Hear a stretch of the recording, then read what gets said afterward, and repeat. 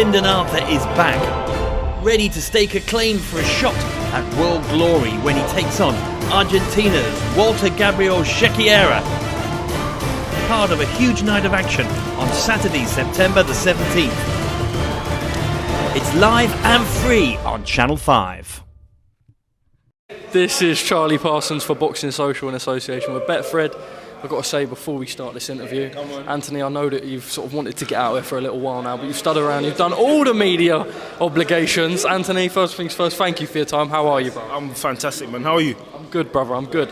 Obviously here with Tunde, who I caught up with, we're just going to jump straight into the nitty-gritty. You ain't got loads of time. I know you want to get training, so I respect that. But look, Beterbiev injury we've seen maybe now pushed back until early spring next year, maybe, I don't know, late winter. You're someone who's had to deal with hurdle and setback in your career, as I caught up with your trainer. But obviously this time, once again, you know, a stone's throw away from that fight at the end of the year, and then once again pushed back, and you're like, oh, not another like layover fight where I'm keeping myself ticking, keeping myself busy. How are you dealing with it yourself? I'm just here, happy, see me smiling, grinning, still winning. No, but for me, it's I don't really get frustrated anymore with these things. I feel like I'm not going to get frustrated or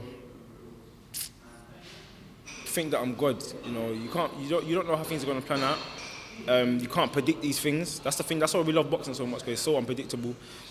It happens to everybody as well. So for me, it's just about staying in shape. But again, one thing I can say is that I want to fight. So I've been wanting to fight since last year. As soon as I won my fight against Lyndon Arthur, I said, cool, when am I back at? Then there was this whole talk about, yeah, you're next in line for Beterbiev. I said, let's get it cracking. So again, it was a bit of a waiting game. Well, it wasn't for Beterbiev, it was for the belt, WBO. But then there was talks that there's going to be a unification bout. You get the winner of that. So I said, okay, that's even better. More prizes, I'll take that. Then again, Beterbiev won in spectacular fashion. We're fighting Beterbiev next. I was in New York. Okay, excited, let's get it cracking. And then again, injury.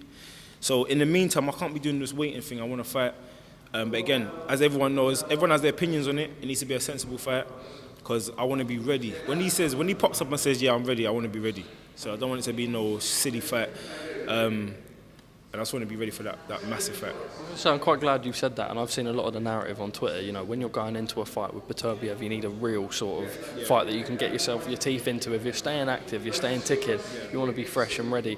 What sort of opponent and calibre are you looking at now? Maybe you've got something penciled in, I don't know. You don't want to announce that until we're there and it is announced. But, you know, I imagine you want to keep challenging yourself. You want to keep yourself ticking over, but at the same time, you don't just want to go through someone easily. Do you know what I mean? You want to prepare in the best way possible while coming unblemished. Yeah, well, I do want to go through someone easily. As Derek Chisora says, laxative.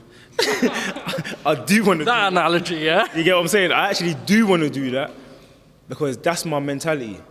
Again, no one can prepare you for Beterbiev. How?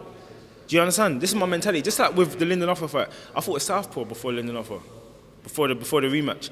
And then he tweeted saying, oh, you think that's preparing for me? I broke him up in 4 rounds. Do you get what I'm saying? So it's like, it don't matter who you're fighting, because that's not the person.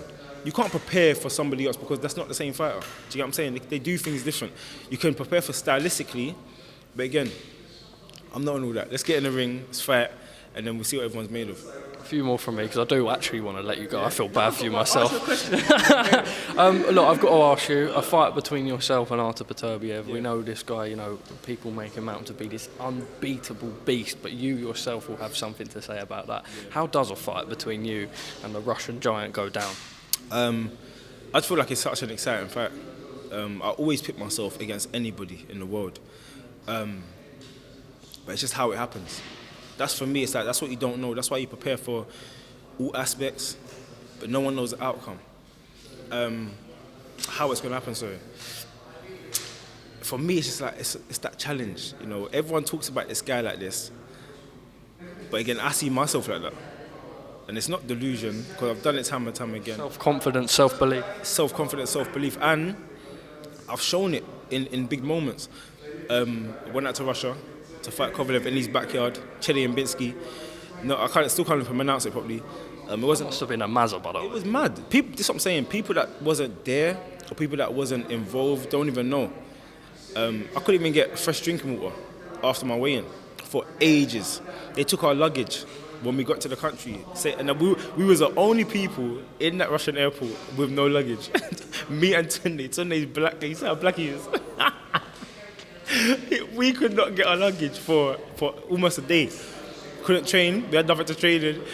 So this is what I'm trying to say is that my mentality stays strong. I was still dancing in my change room like I always am. For me, it's just like you have your career, you enjoy your career, because a lot of people take it too. It's not like they take it too seriously, but they don't enjoy it.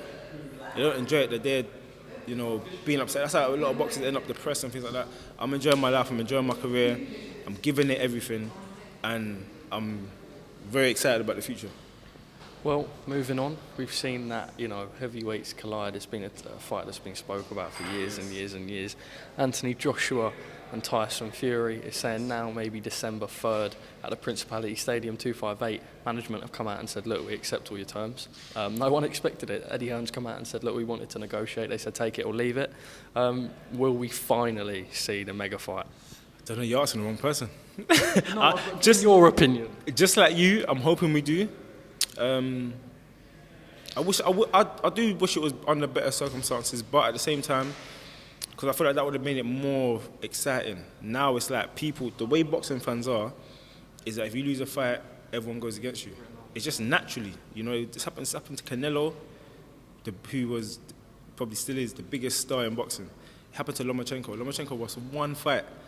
You don't hear about his fights no more. He fought not long ago, no one heard about it. He fought before that, no one heard about it. So I feel like it's just how boxing is. I wish it wasn't like that. I still think it's a tremendous fight. It's a massive fight.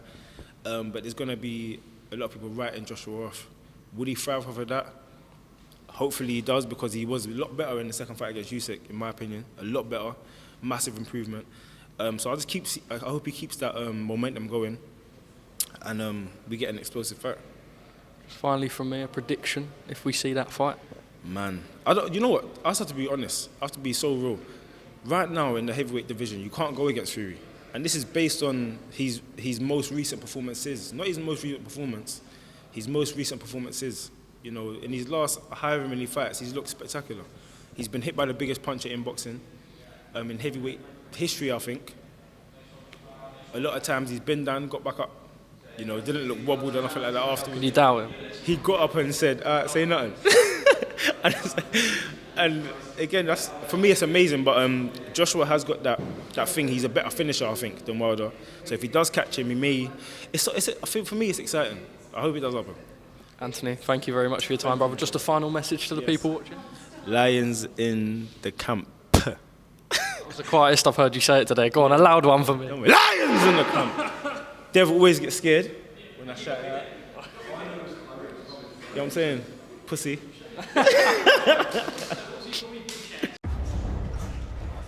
This September,